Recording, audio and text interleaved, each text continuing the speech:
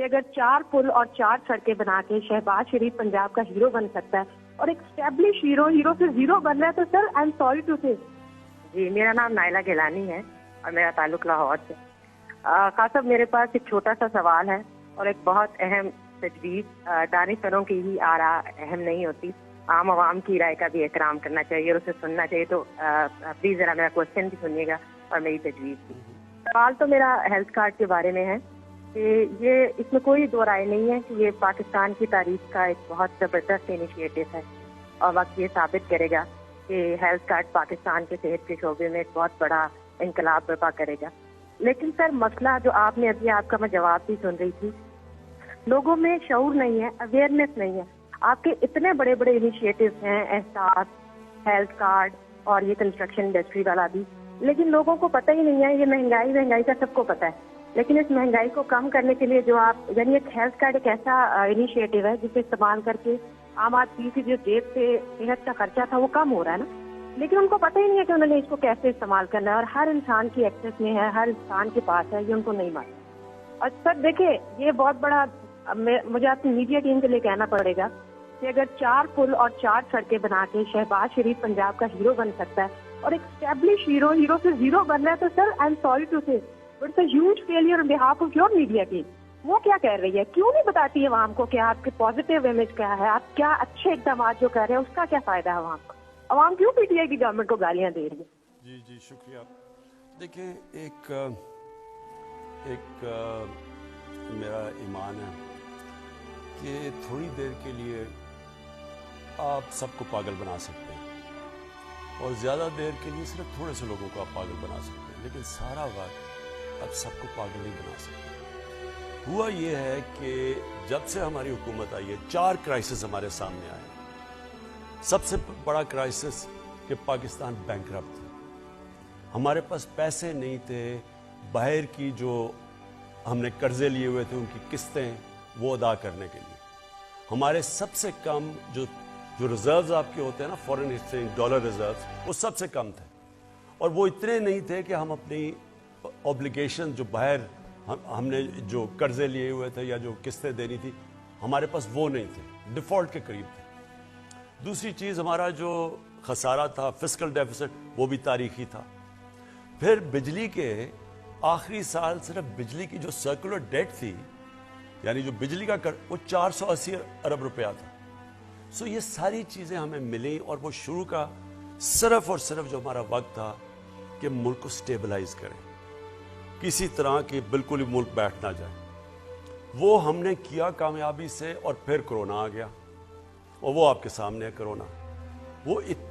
फिर से मैं रिपीट करता हूँ, 100 साल में ये सबसे बड़ा दुनिया का क्राइसिस, जिसको पेंडेमिक कहते हैं, ये दुनिया का 100 साल में सबसे बड़ा क्राइसिस है।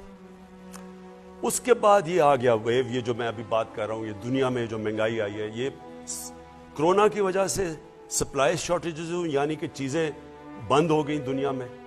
जब चीज़ों की कमी हुई, वो चीज़ों की कीमतें ऊपर चली गई। तो ये जो मैं आज सारी दुनिया में महंगाई आई हुई है, आप कज़ाकिस्तान में वो पब्लिक सड़कों के ऊपर आ गई, हर जगह सीरियल, यानी दुनिया के अंदर ये मुश्किल पड़ी हुई है। तो वो हमारे ऊपर आ गया, ये जो इम्पोर्टेड इन्फ्लेशन कहें, जो महंगाई है। और फिर अफगानिस्तान का मसला आ गया। अफगानिस्तान का क्या हुआ, जैसे जब जो वो चेंज आई गवर्नमेंट की, तो लोगों ने इस खौफ में कि हुकूमत वहाँ, क्योंकि एड के ऊपर चलती थी, 70% एड आती थी, तो नई हुकूमत उनको इस खौफ से कि गवर्नमेंट शायद बैठ ना जाए, उन्होंने डॉलर खरीदने शुरू कर दिए और पाकिस्तान से डॉलर अफगानिस्तान जाने शुरू हो गए, जिससे हमारे रुपए पे प्रेशर पड़ गया। तो ये 4 क्राइसिस बड़े, जो कि किसी हुकूमत को इतने बड़े क्राइसिस नहीं मिले, और ये 3 सालों में।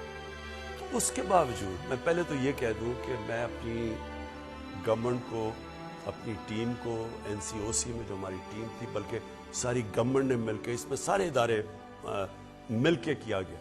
हमारे हेल्थ डिपार्टमेंट थी, हमारी फौज थी, हमारे सारी मिनिस्ट्रीज, सूबे, सब ने मिलके,